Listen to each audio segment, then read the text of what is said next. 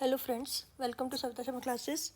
This is our very first video on basic English grammar for competitive exams और इसमें हमारा topic रहेगा sentence structure. Sentence structure को मैंने सबसे पहले टॉपिक इसलिए लिया है क्योंकि सेंटेंस जो है that is the basic part of English grammar. English language क्या है? That is a group of sentences. और एक सेंटेंस कैसे बनता है? पहले अल्फ़ाबेट्स ABCD एट्सेट्रा, उनको मिलाकर वर्ड्स बनते हैं, वर्ड से फ्रेजेस, फ्रेजेस से क्लॉजेस और क्लॉजेस से सेंटेंस। तो इस वीडियो में हम बिल्कुल बेसिक स्ट्रक्चर से बात करेंगे। सबसे पहले हम देखेंगे कि सेंटेंस होता क्या है, उसकी डेफिनेशन क्या है, उसमें क्या क्या कंपोनेंट्स होने चाहिए। फिर हम बेसिक कंपोनेंट्स को डिस्कस करेंगे। तो जिन स्टूडेंट्स को इंग्लिश बिल्कुल भी ना आती हो, बिगिनर्स हों, उनके लिए भी ये वीडियो यूज़फुल रहेगा। तो आइए स्टार्ट करते हैं। सबसे पहले what is a sentence? Sentence क्या होता है? A group of words put together in a definite order that expresses a complete and meaningful sense. इसमें 2-3 पॉइंट्स हैं। एक है डेफिनेट ऑर्डर, सीक्वेंस, कौन सा वर्ड पहले आएगा, कौन सा बाद में आएगा। तो डेफिनेट ऑर्डर में होना चाहिए और उसमें कंप्लीट और मीनिंगफुल सेंस निकलनी चाहिए। जैसे फॉर एग्ज़ाम्पल, अगर आपको हम 3-4 वर्ड्स दे देते हैं, the please shut door, is it a correct sentence? No. उसका रीज़न ये है कि यहाँ पर वर्ड्स जो हैं they are in jumbled form, तरतीब से नहीं रखे गए हैं, आगे पीछे हैं। तो इसको करेक्ट सेंटेंस बनाने के लिए हमें क्या करना होगा? प्लीज़ पहले आएगा, प्लीज़ शट द डोर। तो ये आपका हो गया करेक्ट सेंटेंस। तो केवल हमने करेक्ट ऑर्डर में वर्ड्स लगाकर सेंटेंस को करेक्ट कर दिया। इसी तरह से अगर हम ये कहें, the moves earth the sun round, तो यहाँ पर भी वर्ड्स तो हैं, ग्रुप ऑफ वर्ड्स है, लेकिन they are not in correct form, correct order. तो इसको सही करने के लिए क्या करना होगा? The earth moves round the sun. तो इस तरह से हमने देखा कि सेंटेंस में there must be a definite order of words in which they are placed. लेकिन केवल एक ऑर्डर में होने से क्या सेंटेंस सही होगा? देखते हैं। मान लीजिए आपको ये सेंटेंस दिया गया, which I like most, is it correct? No. इसमें वर्ड ऑर्डर तो सही है लेकिन सेंस कंप्लीट नहीं है। विच आई लाइक मोस्ट, इससे कई क्वेश्चन पैदा होते हैं, what do you like most, तो वो इसमें नहीं बताया गया है। इसी तरह से बिकॉज यू आर लेट, क्योंकि तुम लेट हो, तो ये भी कंप्लीट सेंस नहीं देता है। तो इसको भी हम सेंटेंस की कैटेगरी में नहीं लेते। सेंटेंस में डेफिनेट ऑर्डर होना चाहिए और कंप्लीट सेंस होनी चाहिए। तो ये है basic definition of a sentence. अब हम अगर स्ट्रक्चर की बात करें तो एक वर्ड का भी सेंटेंस हो सकता है। जैसे इम्पेरेटिव सेंटेंसेस में किसी को ऑर्डर देना हो, जाओ, गो, कम, रन, तो ये क्या है? वर्ब्स हैं, लेकिन अपने आप में कंप्लीट सेंटेंस है क्योंकि इसमें आपको पूरी कंप्लीट सेंस मिल रही है ऑर्डर की फॉर्म में, दौड़ो, जाओ, आओ। तो यहाँ पर हमने देखा कि वर्ब जो है वो अपने आप में एक कंप्लीट सेंटेंस बन सकती है। उससे आगे बढ़ें, ही रन्स, इसमें ही सब्जेक्ट है और रन्स वर्ब है। तो इस तरह के simple sentences subject plus verb. और एग्जांपल्स लें, you play, the baby cries, I sleep, he is eating. तो यहाँ पर सब्जेक्ट प्लस वर्ब। और उससे आगे जाएं तो एक ऑब्जेक्ट हम साथ में लगा सकते हैं, यू प्ले क्रिकेट, इसमें यू सब्जेक्ट है, प्ले वर्ब है और क्रिकेट यहाँ पर ऑब्जेक्ट है। तो ये बेसिक स्ट्रक्चर है, subject plus verb plus object. और sentences, she sings a song, they fly kites, she runs a race. तो इस तरह के सिंपल सेंटेंसेस में subject plus verb plus object. अब अगर हम चाहें तो इसको और आगे भी बढ़ाया जा सकता है, जैसे शी सिंग्स अ सॉन्ग, इसमें सॉन्ग के पहले हम एडजेक्टिव लगा सकते हैं, अ ब्यूटीफुल सॉन्ग। और अगर हम एडजेक्टिव के साथ सेंटेंस बना लिया तो वो बन गया subject plus verb plus adjective plus object. और इसी सॉन्ग के साथ हम एडवर्ब भी ऐड कर सकते हैं। She sings a song beautifully, melodiously. तो एल वाई वाले नामली हम एडवर्ब की कैटेगरी में लेते हैं जो वर्ब को क्वालिफाई करता है।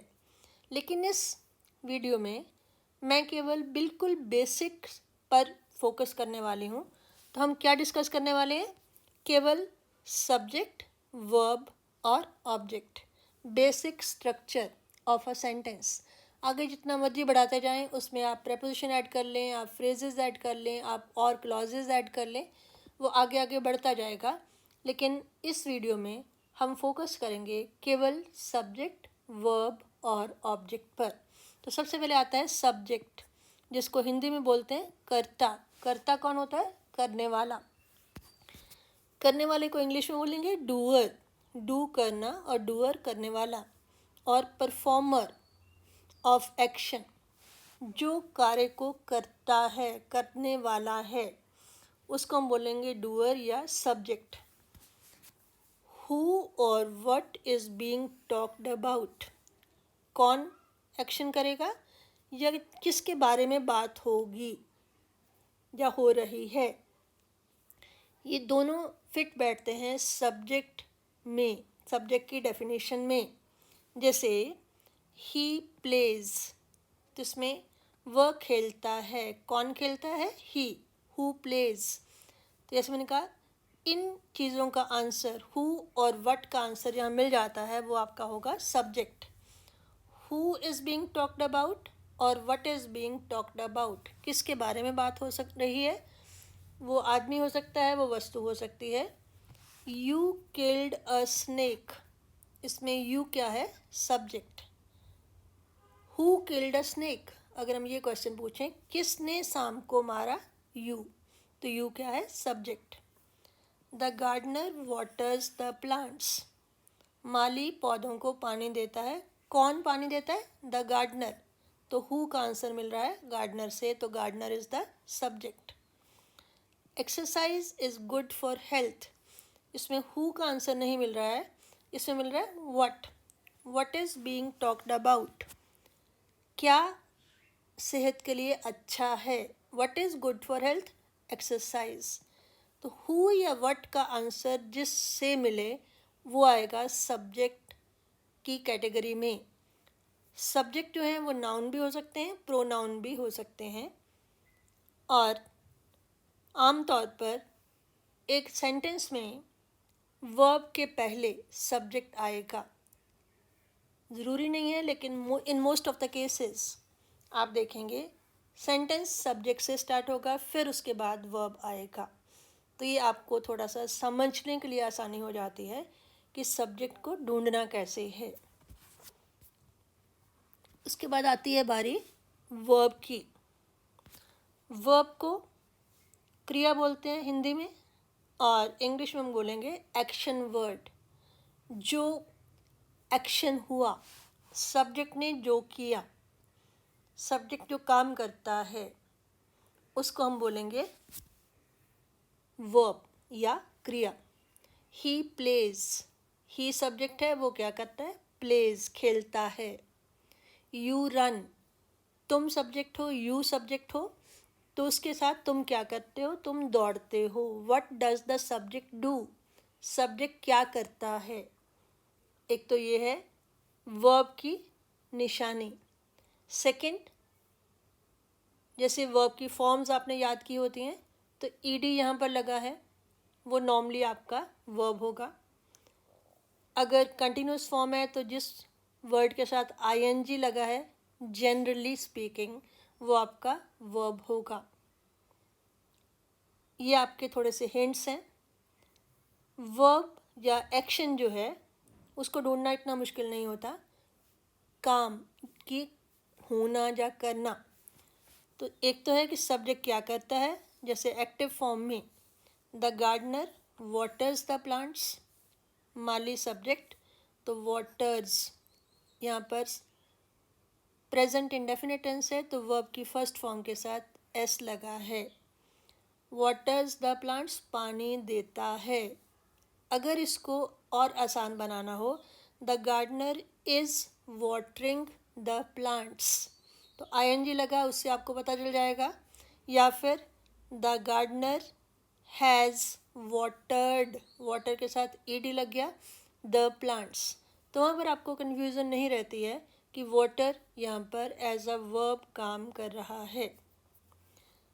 द चिल्ड्रन आर प्लेइंग, बच्चे, ये है आपका सब्जेक्ट, प्लेइंग खेल रहे हैं। What are the children doing, हमारा सब्जेक्ट क्या कर रहा है। तो एक तो वहाँ से आपको आइडिया लगेगा। और दूसरा पैसिव वॉइस में क्या होता है, what is done to the subject, subject के साथ क्या हो रहा है, वो भी आपका वर्ब है। He was punished, he subject, उसे पनिश किया गया, उसे सज़ा दी गई, तो पनिश के साथ ईडी भी लगा है, वो भी आपको बताएगा कि ये वर्ब है। इसी तरह से शी वॉज बीटन, उसे मारा गया, पीटा गया, तो शी सब्जेक्ट है, उसके साथ क्या हुआ, उसे पीटा गया, वॉज बीटन, तो बीट की थर्ड फॉर्म है बीटन। तो अगर आपको वर्ब की फॉर्म्स पता है तो वर्ब को ढूंढना एक सेंटेंस में बहुत इजी हो जाता है। ये है मेन वर्ब्स की तरह। और एक्शन कैसे पता चलता है, what the subject is, subject क्या है।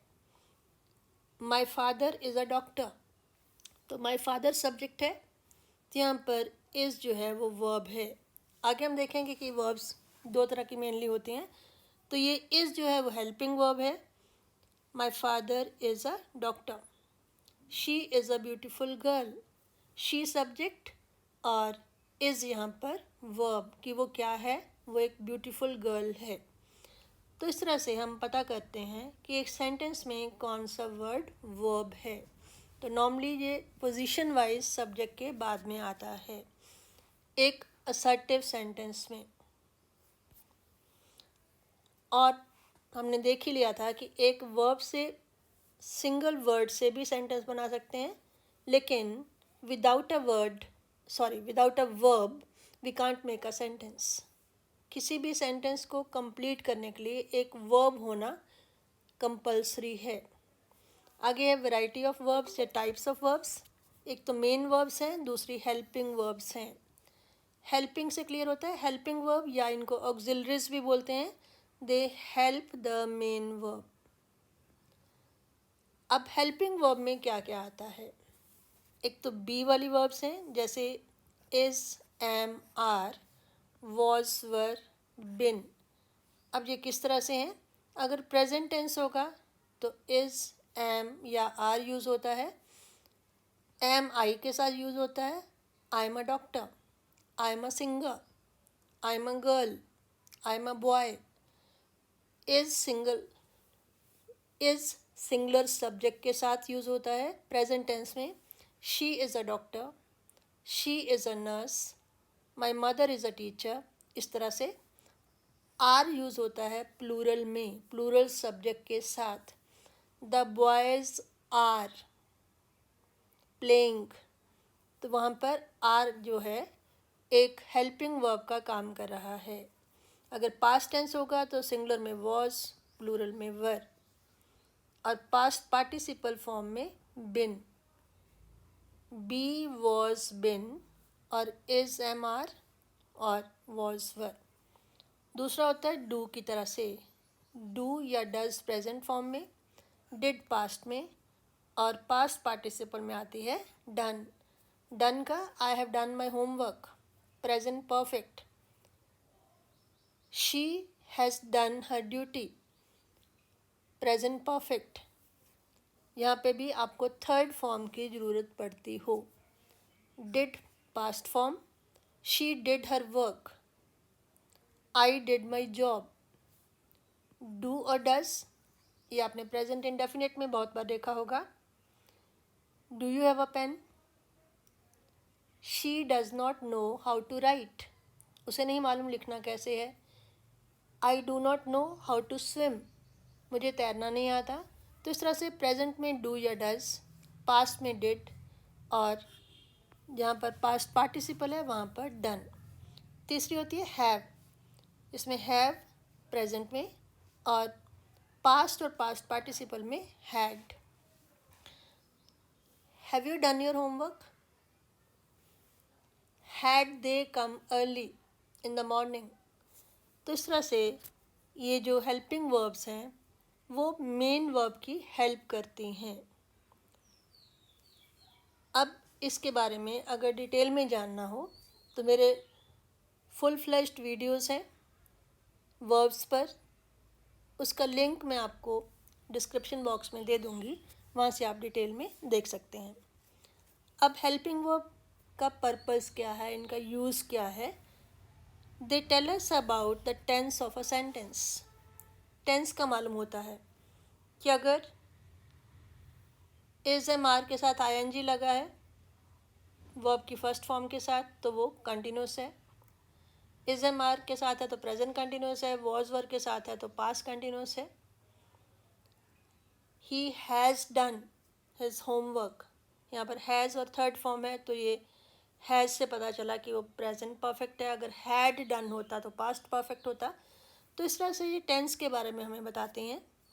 फिर नेगेटिव सेंटेंसेस बनाने हों, डू नॉट लगाकर, डज नॉट लगाकर, इज़ नॉट लगाकर, जैसे she is a beautiful girl, ये एक नॉर्मल असर्टिव सेंटेंस है, एफर्मेटिव सेंटेंस है। अगर आपने इसको नेगेटिव बनाना हो, she is not a beautiful girl, तो इज़ की ज़रूरत पड़ी, is not. Was not, he was not a good employ, तो वॉज के साथ नॉट लगा। तो इस तरह से नेगेटिव बनाने के लिए हमें पहले हेल्पिंग वर्ब चाहिए। आई लाइक कॉफ़ी, ये एक एफर्मेटिव सेंटेंस है, लेकिन अगर नेगेटिव बनाना हो आई डू नॉट लाइक कॉफ़ी, तो उसमें आपको डू की आवश्यकता पड़ेगी उसको नेगेटिव बनाने के लिए। इसी तरह से इंट्रोगेटिव या क्वेश्चन वाचक, प्रश्नवाचक जो सेंटेंसेस होते हैं उनके लिए भी आपको हेल्पिंग वर्ब चाहिए। जैसे आई लाइक कॉफ़ी का ही एग्जांपल लेते हैं, उसमें अगर क्वेश्चन बनाना हो क्या मुझे कॉफ़ी पसंद है, do I like coffee. She hates you, वो तुमसे नफ़रत करती है, डज शी हेट यू। तो क्वेश्चन बनाने के लिए आपको डज की आवश्यकता पड़ी। सो डू, डज या जितने भी हेल्पिंग वर्ब्स हैं वो सेंटेंस को एफर्मेटिव से नेगेटिव बनाने में, एफर्मेटिव से इंट्रोगेटिव बनाने में भी यूज़ आते हैं। और एक जगह है कि वो सेंटेंसेस को एम्फेटिक बनाने के लिए, एम्फेटिक मीन जहाँ पर आप किसी बात पे ज़ोर देना चाहते हों, वहाँ पर आप सब्जेक्ट के बाद में एक हेल्पिंग वर्ब लगाते हैं सेंटेंस को एम्फेटिक बनाने के लिए। जैसे आई हेल्प द पुअर, मैं गरीबों की सहायता करता हूँ, लेकिन अगर मैंने उस पर ज़ोर देना हो I do help the poor. इसी तरह से he visited us, he did visit us, कि इसमें ज़रूर, उसमें कोई भी डाउट ना रहे, ही डिड विजिट अस। जैसे हम किसी को कहते हैं हमारे घर आइए, please come to our house, और अगर हम कहते हैं हमारे घर ज़रूर आइए या ज़रूर आना, please do come to our house. तो यहाँ पर क्या है कि नॉर्मल सेंस में प्लीज़ कम काफ़ी है, उसके बीच में हमें हेल्पिंग वर्ब नहीं चाहिए, लेकिन उसको अगर बीच में डू हमने लगाया है दैट मीन्स हम उसको किसी बात पर एम्फेसिस दे रहे हैं।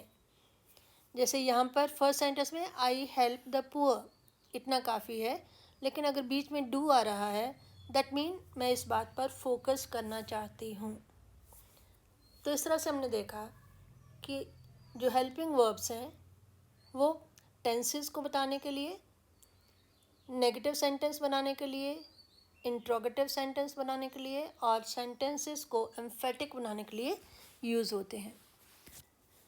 उसके आगे आता है मॉडल वर्ब्स। जिस तरह से हेल्पिंग वर्ब्स हेल्प करते हैं मेन वर्ब की, मॉडल वर्ब्स हैं दे एक्सप्रेस द मूड और एटीट्यूड ऑफ द स्पीकर। वो स्पीकर का मूड कैसा है, उसका एटीट्यूड कैसा है, उसके बारे में बताते हैं। कौन कौन से मॉडल वर्ब्स होते हैं? Can, could, will, would, shall, should, may, might, need, dare, ought to, used to। इसके ऊपर भी 2 या 3 वीडियोस केवल मॉडल वर्ब्स पर मेरी बनी हुई हैं। उनका लिंक भी मैं आपको डिस्क्रिप्शन बॉक्स में देने जा रही हूँ अगर आप इसके बारे में डिटेल में जानना चाहें। लेकिन यहाँ पर तो हम इन्हें केवल as components of a sentence की बात कर रहे हैं, सेंटेंस स्ट्रक्चर की। तो यहाँ पर इतना ही काफ़ी है कि ये मॉडल वर्ब्स होते हैं, ये मूड बताते हैं। और थोड़ा सा देखें, दे show possibility, necessity, ability etcetera. Possibility में क्या आएगा? मे या might. It may rain today. She may attend the wedding. हो सकता है कि वो शादी अटेंड करने आ जाए, आज बारिश हो सकती है। तो ये पॉसिबिलिटी शो करता है। इसी तरह से necessity, compulsion, you have to come, have to, आपको आना ही होगा, यू ऑट टू कम। इसी तरह से अबिलिटी, योग्यता, she can lift this box, वो इस बॉक्स को उठा सकती है। I can win this match, मैं ये मैच जीत सकता हूँ। तो ये मेरी अबिलिटी शो करता है। तो इस तरह से मॉडल वर्ब्स व्यक्ति का मूड या फिर एटीट्यूड शो करते हैं।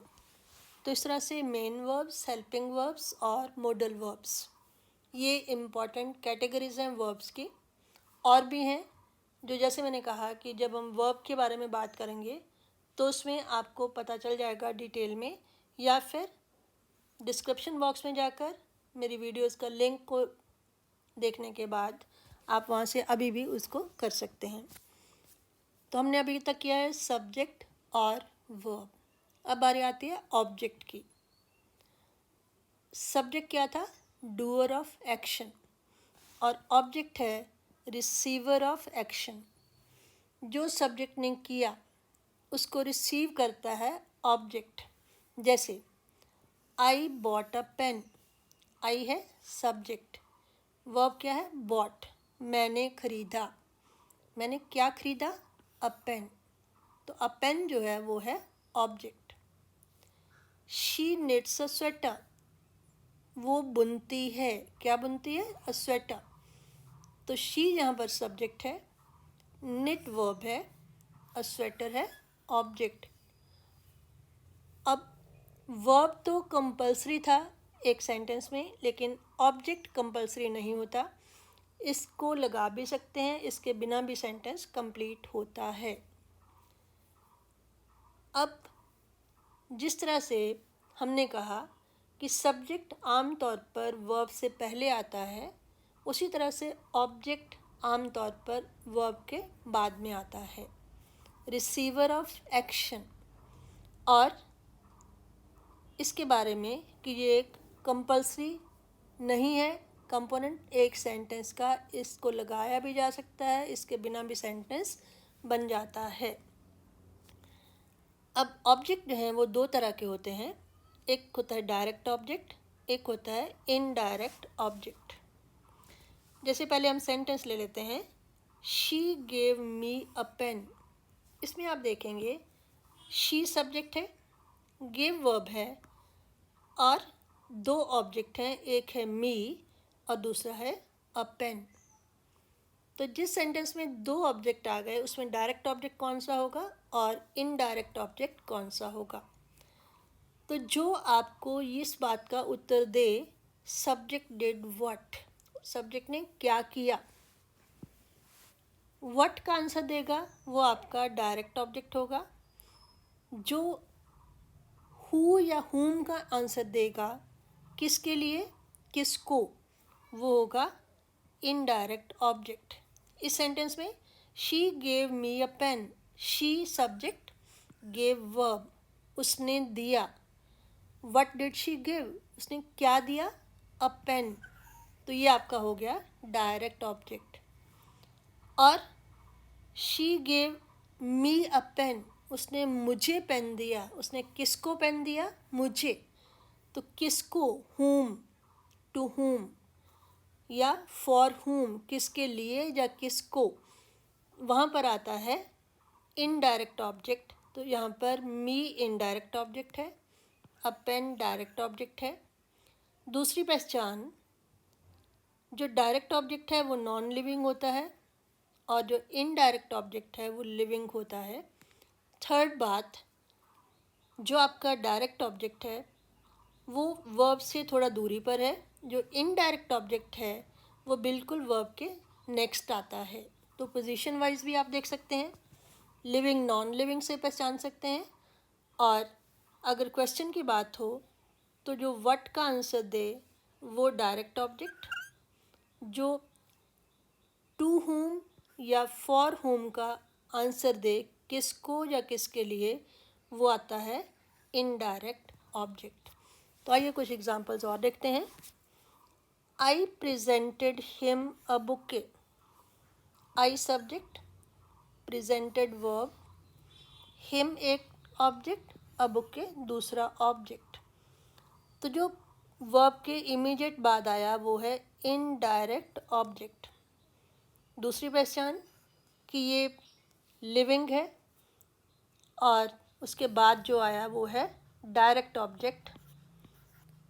एक तो ये व्हाट का आंसर दे रहा है, आई प्रेजेंटेड अ बुके, मैंने एक बुके दिया, मैंने क्या दिया।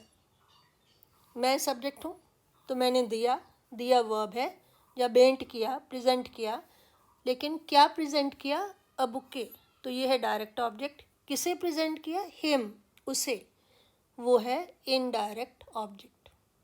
इसी तरह से you bought me a shirt, you subject, bought verb, you bought a shirt, तुमने क्या खरीदा, अ शर्ट, तो ये हो गया डायरेक्ट ऑब्जेक्ट। किसके लिए खरीदा, मी, मेरे लिए, तो ये हो गया इनडायरेक्ट ऑब्जेक्ट। ये आपके वर्ब के इमीडिएट बाद है और ये थोड़ा डिस्टेंस पे है। इसी तरह से the teacher gave the students a cake, teacher subject हो गया, गेव वर्ब हो गया। अब दो इसमें ऑब्जेक्ट हैं, द स्टूडेंट्स और अ cake.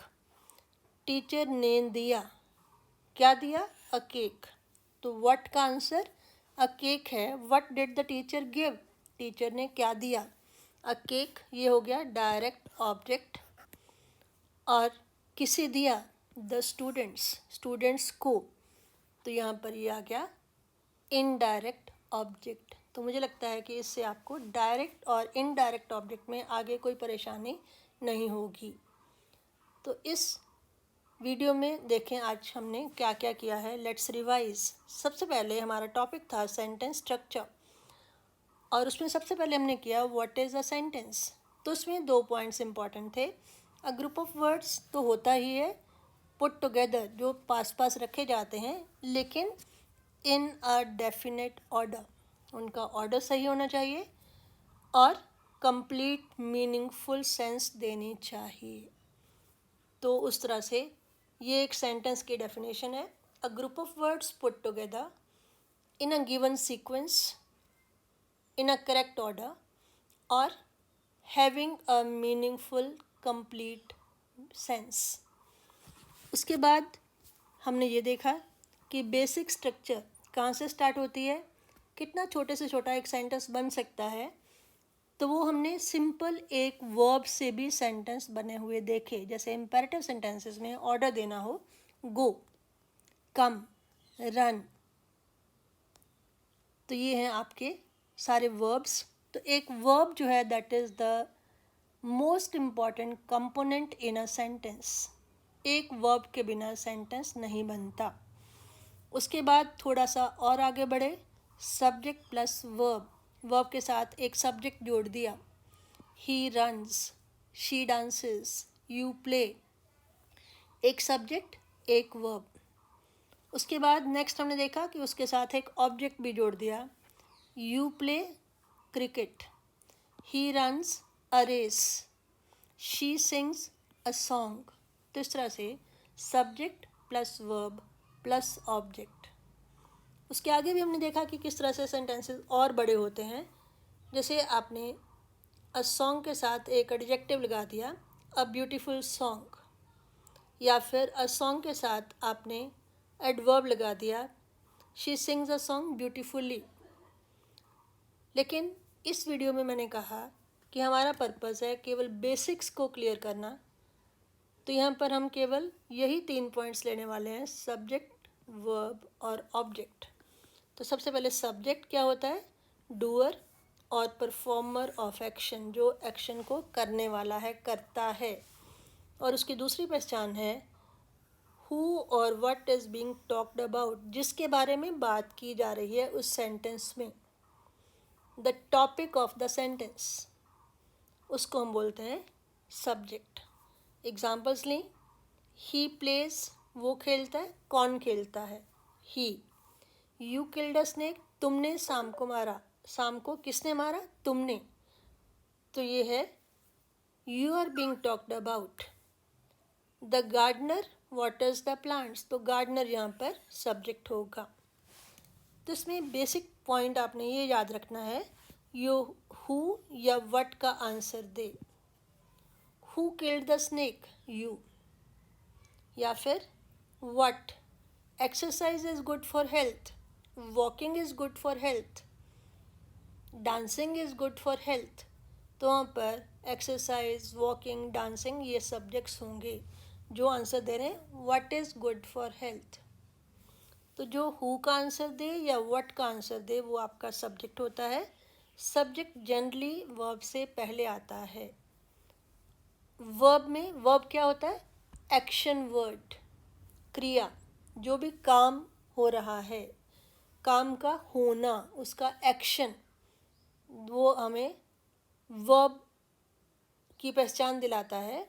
Verb is a word that tells us something about the subject, subject के बारे में बताता है। जैसे what the subject does, subject क्या करता है, the gardener waters the plants, माली सब्जेक्ट है, वो क्या करता है, वो वाटर्स, पानी देता है। तो पानी देना क्या है, verb. The children are playing, children subject है, वो क्या कर रहे हैं, प्लेइंग, खेल रहे हैं। तो खेलना जो है वो एक्शन हो रहा है। या पैसिव वॉइस में what is done to the subject, subject के साथ क्या हो रहा है। She was beaten, she subject है, उसे मारा गया, तो मारा गया ये हो गया वर्ब।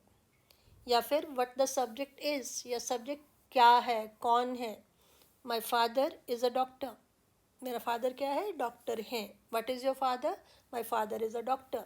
तो इसमें इज़ क्या है, वर्ब है, चाहे वो हेल्पिंग वर्ब की कैटेगरी में आता है। तो बिना वर्ब के हम सेंटेंस नहीं बना सकते। मेन वर्ब्स और हेल्पिंग वर्ब दो मेन कैटेगरीज हैं। हेल्पिंग वर्ब मेन वर्ब की हेल्प करने के लिए होती है। उनमें एक बी की कैटेगरी है जिसमें is, am, are, was, were, been. Do वाली भी हेल्पिंग वर्ब होती हैं, जैसे do, does, did, done. Have की कैटेगरी में हैव, हैड, हैड, ये सारी हेल्पिंग वर्ब हैं जो मेन वर्ब की हेल्प करती हैं किसी न किसी तरह से। किस तरह से हेल्प करती हैं वो हमने आगे देखा कि वो बताती हैं सेंटेंस का टेंस कौन सा है, वो नेगेटिव या इंट्रोगेटिव सेंटेंसेस बनाने में हेल्प करती हैं और सेंटेंसेस को एम्फेटिक बनाने में भी हेल्पफुल हैं।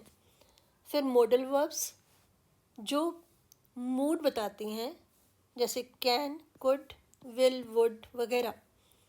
ये या तो पॉसिबिलिटी बताती हैं या नेसेसिटी बताती हैं, एबिलिटी बताती हैं, इस तरह के सेंटेंसेस में। तो ये भी मेन वर्ब की हेल्प करती हैं। आगे हमने किया ऑब्जेक्ट। ऑब्जेक्ट होता है receiver of the action. Subject है डूअर ऑफ एक्शन। एक वर्ब तो होना ही है, तो वर्ब को करने वाला जो है वो सब्जेक्ट है और जिसके ऊपर वो एक्शन हुआ वो ऑब्जेक्ट है, रिसीवर ऑफ एक्शन। जैसे बॉट, बॉट वर्ब है। I bought a pen, I subject है, मैंने खरीदा, लेकिन क्या खरीदा? अ पेन, तो ये है object. She knits a sweater, she subject है, निट कर रही है, निट वर्ब है। She knits, but what does she knit? क्या बुनती है? स्वेटर, वो स्वेटर बुनती है, तो स्वेटर जो है ऑब्जेक्ट है। हमने देखा था कि वर्ब कंपलसरी होता है एक सेंटेंस में, लेकिन object is not compulsory in a sentence. फिर हमने देखा कि दो तरह के ऑब्जेक्ट होते हैं, डायरेक्ट ऑब्जेक्ट और इनडायरेक्ट ऑब्जेक्ट। फिर उसको डिटेल में देखा कि जो डायरेक्ट ऑब्जेक्ट है वो हमें आंसर देता है व्हाट का, सब्जेक्ट ने क्या किया, और वो नॉन लिविंग चीज़ें होती हैं। और इनडायरेक्ट ऑब्जेक्ट आंसर देता है किसको या किसके लिए, और वो लिविंग थिंग्स होती हैं। जैसे she gave me a pen, तो शी सब्जेक्ट है, उसने दिया वर्ब हो गया। क्या दिया? अ पेन, ये डायरेक्ट ऑब्जेक्ट, और किसे दिया? मुझे, ये हो गया इनडायरेक्ट ऑब्जेक्ट। तो आई होप इस वेरी फर्स्ट वीडियो में जो हमने बिल्कुल बेसिक लेवल से स्टार्ट किया है, यू विल अप्रिशिएट दिस। अगर आपको वीडियो पसंद आए इसे शेयर करें, और भी जो लोग कंपटीशन की तैयारी करना चाहते हैं उन्हें इसके बारे में बताएं। और आपने अभी तक अगर मेरे चैनल को सब्सक्राइब ना किया हो तो इसे सब्सक्राइब करें। Thank you.